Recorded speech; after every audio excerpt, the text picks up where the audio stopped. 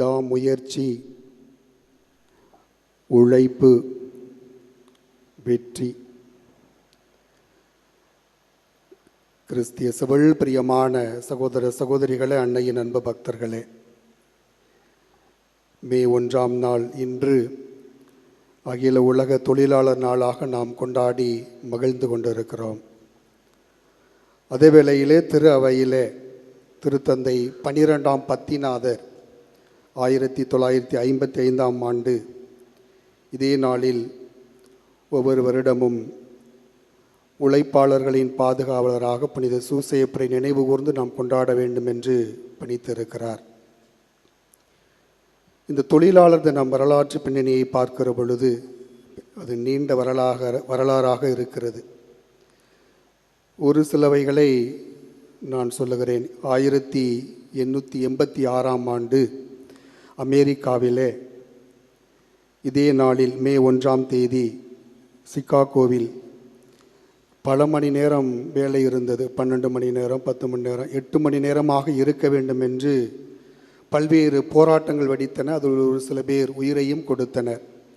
இந்த நாளில் அந்த போராட்டம் நடைபெற்ற நாளாக இருந்த நாள். இந்த நாளை மே தினமாக, அதுவும் உழைப்பாளரின் நாளாக கொண்டாட வேண்டும் என்று அகில உலகம் நினைத்து இந்த நாள் வரை இன்று கொண்டாடப்பட்டு வருகிறது.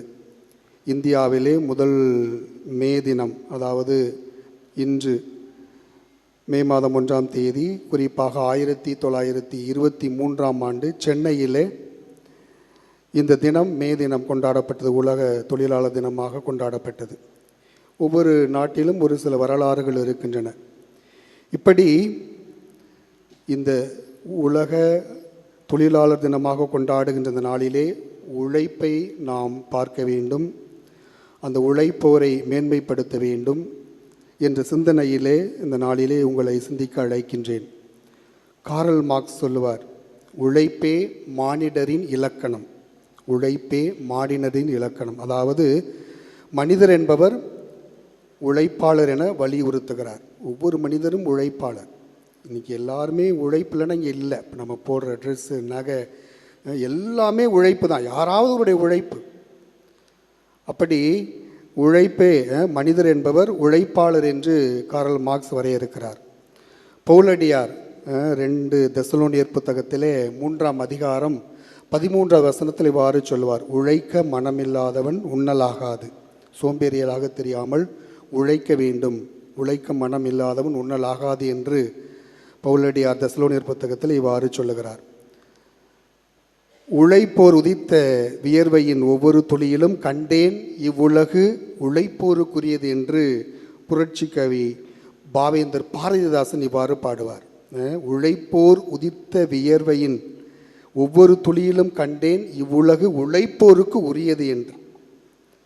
அப்போ முயற்சி, உழைப்பு, வெற்றி, இந்த மூன்றையும் நாம் சிந்திக்கின்ற பொழுது நிறைய பேர் நினைக்கலாம், நினச்சா வாழலாம், நினச்சா வாழலாம். தப்பு. உழைத்தால்தான் வாழலாம், உழைத்தால்தான் வாழலாம். நினச்சா எப்படி வேணாலும் நீ தாறுமாறாக வாழலாம். உழைத்தால் உழைப்புடைய வேர்வையை நீ உணர்வாய், அந்த உழைப்பின் ஊதியத்தை உணர்வாய், எவ்வளவு கஷ்டம் நஷ்டம் சொல்லி உணர்வாய். உணர்ந்து அதற்கேற்ற வாழ்வை நீ அமைத்து கொள்வாய். அதனால்தான் எப்படி வேண்டுமானால் வாழலாம் அல்ல, உழைத்தால் வாழலாம். இன்றைக்கி நிறைய பேர் பெரிய பெரிய மகான்கள், அதாவது அரசியல்வாதிகள் 1-2 பேர் தான் இருப்பாங்க உழைத்து முன்னேறியவர்கள். அதே நேரத்தில் பெரிய பெரிய பணக்காரர்கள், அதே சமூக ஆர்வலர்கள், இப்படி நிறைய பேர் வாழ்க்கையில் உயர்ந்தவர்களை பார்க்கலாம், விஞ்ஞானிகள், இப்படி நிறைய பேர் பார்க்கலாம். ஒரு சில உதாரணங்களை நான் தருகிறேன். அதாவது தாமஸ் ஆல்வா எடிசன், அவர் அன்னைக்கு ஆய்வுக்கூடமே எரிஞ்சு போச்சு. கொஞ்சம் கொஞ்சமாக கண்டுபிடிச்ச ஆய்வுக்கூடம் எரிந்து விட்டது, முழுவதுமாக எரிந்து விட்டு மீண்டும் துவக்கத்திலிருந்து ஆரம்பிக்கின்றார் தன்னுடைய ஆய்வை. அப்போ ஆய்வை கண்டுபிடிச்சு இன்றைக்கி விளக்கு இந்த அளவுக்கு எரியுதுன்னா இவருடைய கடின உழைப்பு தான். ஆய்வுக்கூடம் எரிஞ்சு போச்சுன்னா அப்படியே முடங்கி உட்காரலை, தொடர்ந்து அவர் ஆராய்ச்சியில் ஈடுபடுகிறார். விடாமுயற்சி, உழைப்பு, வெற்றியை காண்கிறார். மின் விளக்கு எரிகின்றது. இரண்டாவதாக பார்க்கலாம், ஆபிரகாம் லிங்கன் தன் வாழ்க்கையில் காணாத தோல்வியே இல்லை. வாழ்க்கையில் நிறைய தோல்விகளை அவர் சந்தித்திருக்கிறார். குறிப்பாக நம்ம பார்க்கலாம் அவருடைய துவக்க கால வாழ்வு தோல்வி, காதலில் தோல்வி, தொழிலில் தோல்வி, செனட் சபையிலையும் தோல்வி, உடல் வியாதி அதுவும் அவரை தோற்கடித்தது. இப்படி ஏகப்பட்ட தோல்விகளை சந்தித்தவர். அப்படி 52 வயது வரை தோல்வியே சந்தித்தவர். 52 வயது வரை தோல்வியே சந்தித்து 52 வயதுக்கு மேல் ஆப்ரஹாம் லிங்கன் அமெரிக்க ஜனாதிபதியாக உயர்ந்தார். கடின உழைப்பு, விடாமுயற்சி, வெற்றியை கண்டார். இன்னும் ஒருபடி மேலே பார்க்கிற பொழுது ஒரு கணினி வாங்கிறதுக்கு கூட காசு இல்லை. காசு இல்லாமல் துன்பப்பட்டவர் பில்கேட்ஸ். இன்று கணினி உலகின் அரசராக இருக்கிறார். அவர் துவக்கத்தில் அவர்கிட்ட ஒரு கணினி வாங்கிறதுக்கு கூட காசு இல்லாமல் இருந்த சூழ்நிலை. அப்படிப்பட்ட இருந்த நிலையில் எந்த அளவுக்கு கடின உழைப்போடு தன்னுடைய அறிவு கூர்மையை பயன்படுத்தி அந்த உழைப்பையும் அறிவையும் சேர்த்து அவர் உழைத்தார். இன்று கணினி உலகின் அரசராக முடிசூட்டப்படுகிறார். இன்னும் நாம் ஒருபடி மேலே பார்க்கலாம். அமெரிக்க அதிபர், அதாவது அமெரிக்காவுடைய பிரிய பணக்கார் ராக்பெல்லர், அவர் சொல்வார், நான் கனவு கண்டேன், அந்த கனவை நனவாக்க கடினமாக உழைத்தேன். வயசான காலத்துலேயும் உழைச்சிக்கிட்டே இருந்தார். அப்போ ஒரு இளைஞர் விமானத்தில் போகும்பொழுது கேட்குறாரு, நீங்கள் தான் வயசாகி போச்சு, இவ்வளவு சொத்துகள் இருக்க, பல கோடிக்கு அதிபதியாக இருக்கிறீர்கள், ஏன் என்ன உழைச்சிக்கிட்டு இருக்கீங்க அப்படின்னு சொல்லி ஒரு இளைஞர் அவரை கேட்குற பொழுது அப்போ அவர் சொல்கிறார், இந்த ஃப்ளைட்டு மேலே பறந்து போயிட்டு இருக்குது, ரைட்டு, ஒரு குறிப்பிட்ட அளவு போயிடுச்சுன்னு சொல்லி இன்ஜினை நிப்பாட்ட முடியுமா? அது பாட்டுக்கு போகும் நிப்பாட்ட முடியுமா? நிப்பாட்டின பெரிய விபத்து. அதுபோல் ஒவ்வொரு மனிதனும் கடைசி வரை முடிந்த அளவுக்கு உழைத்து கொண்டே இருக்க வேண்டும். உழைத்து கொண்டே இருக்கும். உழைப்பு பணத்தை மட்டும் கொடுக்கலை, சந்தோஷத்தை கொடுக்குது, மகிழ்ச்சியை கொடுக்குது, குடும்பத்துக்கு ஒரு மன நிறைவை கொடுக்குது, உனக்கு உடல் சுகத்தை கொடுக்குது. இப்படி பல வகையான நிலைகளில் உழைப்பை கொடுக்கின்றது என்று இவர் அற்புதமாக சொல்லுவார். இன்னும் ஒருபடி மேலே போனோம்னா நம்முடைய முன்னாள் ஜனாதிபதி டாக்டர் அப்துல் கலாம் ரொம்ப அற்புதமாக அவருடைய வாழ்க்கையை படிக்கின்ற பொழுது துவக்கத்திலிருந்து எவ்வளவு கஷ்டப்பட்டார். பேப்பர் போட்டார், இப்படி படிப்பதற்கு ஃபீஸ் கட்ட முடியாமல் எவ்வளவு துன்பப்பட்டார். ஆனால் ஒவ்வொரு நிலையிலும் அவர் விடாமுயற்சியோடு போராடுகிறார், உழைக்கின்றார்.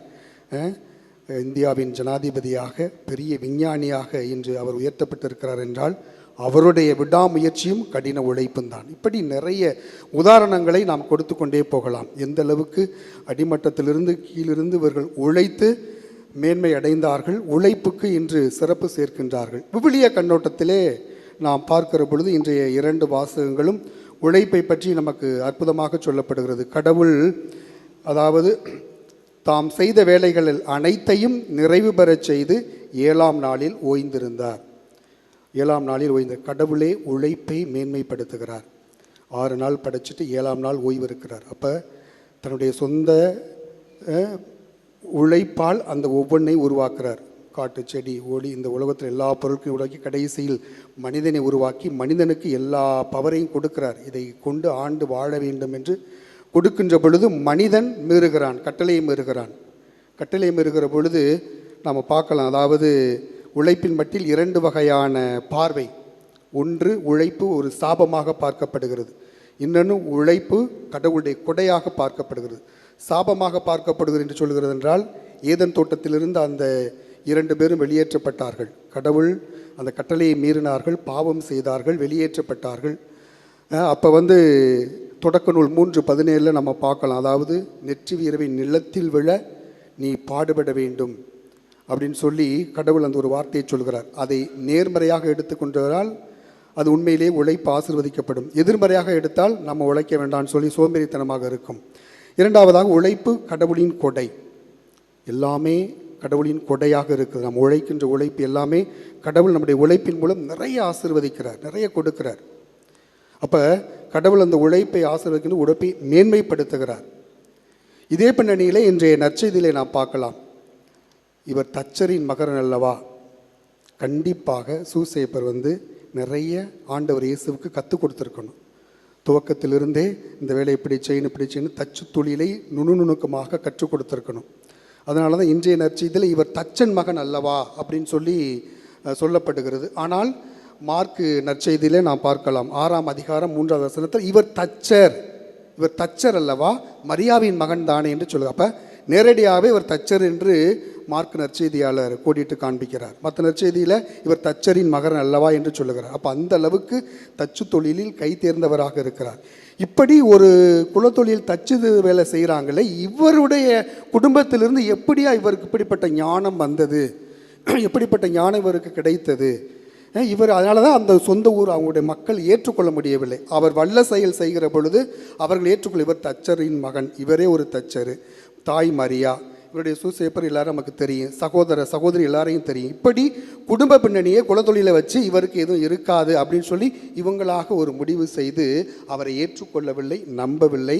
அதனால தான் அங்கே வல்ல செயல்கள் செய்யவில்லை. ஆனால் ஆண்டவர் இயேசு எதற்கும் தொய்வில்லை. பட்டை திட்டிய வைரமாக அவர் ஜொலிக்கின்றார். பட்டை திட்டிய வைரமாக தச்சு தொழில் புரிந்தாலும் இறைவனின் திட்டப்படி ஒவ்வொரு அடி எடுத்து வைக்கிறார். இறைவனின் திட்டத்தை அங்கே முழுமையாக நிறைவேற்றி தன்னுடைய பகிரங்க பணியை 3 ஆண்டுகளாக எப்படி நிறைவேற்றுகிறார் என்றால், செய்த தொழில் முதல்ல ஒன்று, அதுக்கப்புறம் இறைவனின் வல்லமையால் அவர் எப்படி செயல்பட்டார் என்பதை நாம் விவிலியத்திலே பார்க்கிறோம். ஆம் பிரியமான சகோதர சகோதரிகள், இப்படி ஒவ்வொரு நிலையிலும் நம்முடைய சிந்தனையும் அறிவும் அறிவாளிக்கு மட்டுமல்ல. நிறைய நேரம் நினச்சிட்ருக்கோம், பணக்காரவங்க நிறைய சொத்து சுகம் வச்சுருக்கவங்களுக்கு மட்டும்தான் உழைப்பு அப்படின்னு நம்ம நினச்சிட்ருக்குறோம். ஆனால் நம்முடைய சிந்தனை அறிவு அறிவாளிக்கு மட்டுமல்ல, உழைக்கின்ற ஒவ்வொருவருக்கும் இருக்கிறது. உழைக்கின்ற ஒவ்வொருவருக்கும் இருக்கிறது. அதனால்தான் வியர்வை சிந்தும் கரங்கள் எப்பொழுதும் உயரட்டும், வியர்வை சிந்தும் கரங்கள் எப்பொழுதும் உயரட்டும். அதனால தான் பவுலடியார் மிகவும் அற்புதமாக கொலோசியர் புத்தகத்தில் அருமையாக சொல்லுவார். அதாவது குடும்பத்துடைய ஒழுக்கம் என்ற தலைப்பில் அவர் சொல்லுவார். தாய் எப்படி இருக்கணும், தந்தை எப்படி இருக்கணும், பிள்ளைகள் எப்படி இருக்குன்னு சொல்லிட்டு கடைசி அவர் சொல்கிறார்.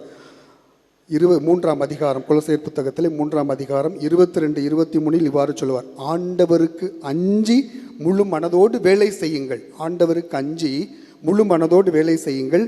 நீங்கள் செய்கின்ற அனைத்து வேலைகளையும் மனிதருக்காக அல்ல, அனைத்து வேலைகளையும் மனிதருக்காக அல்ல, ஆண்டவருக்காகவே செய்யுங்கள்.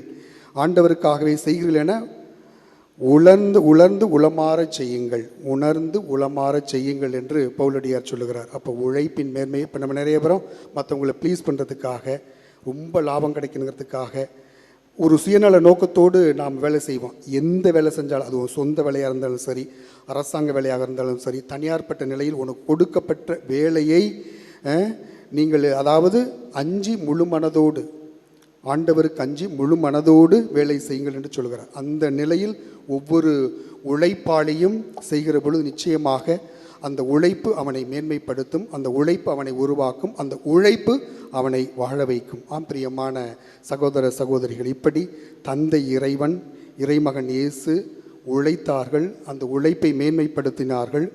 உழைப்போரை மாண்புடன் நடத்த வேண்டும், அதாவது உழைப்போரை நாம் மாண்பு நடத்த வேண்டும் என்று அவர்கள் நமக்கு ஒரு ரோல் மாடலாக இருந்திருக்கிறார்கள். இந்த நாளிலே நாம் புனித சூசையப்பரை நினைவு கூர்ந்து தொழிலாளர் அனைவருக்கும் ஜெபிக்க அவருடைய பரிந்துரையை நாட இந்த நாளிலே நாம் கடமைப்பட்டிருக்கிறோம். குறிப்பாக யோசேப்பு தன் சொந்த உழைப்பால் குடும்பத்தை பேணி காத்து வழி நடத்தினார். கடவுளுடைய அருட்கரம் ஒரு பக்கம் இருந்தாலும் இன்னொரு பக்கம் தன்னுடைய சொந்த உழைப்பால் குடும்பத்தை பேணி காத்து வழிநடத்தினார். பல்வேறு துன்பங்கள், இடைஞ்சல்கள், இன்னல்கள் எல்லாம் வந்தன. அவையெல்லாம் மீறி கடவுளுடைய அருள் துணையோடு உழைத்து அன்னை மரியாவையும் ஆண்டவர் இயேசுவையும் அவருடைய உற்றார் உறவினர்களையும் வழி நடத்தி இருக்கிறார். இப்போ சொந்த உழைப்பால் ஒரு நீதிமான், அதைத்தான் நம்ம பார்க்க, நேர்மையாளர். அந்த நேர்மைக்குள்ளே எல்லாமே அடங்கியிருக்கிறது. தன்னுடைய தொழிலையும் ஆண்டவர் இயேசுவுக்கு கற்றுக் கொடுத்திருக்கிறார். கண்டிப்பாக, ஏன்னா இவர் ஒரு தச்சர் அப்படின்னு சொல்லி மார்க் நற்செய்தி சொல்வது போல கண்டிப்பாக எல்லா நுணுக்கத்தையும் ஆண்டவர் இயேசுவுக்கு கற்றுக் கொடுத்திருக்கிறார். அப்படி கற்றுக் கொடுத்ததினால் ஆண்டவர் இயேசு கண்டிப்பாக 30 வருடங்கள் வரை நிறைய நேரங்களில் அந்த வேலையை அவர் செய்திருக்கலாம். இப்போ 3 ஆண்டு பகிரங்க பணி தான் நமக்கு தெரிகின்றது.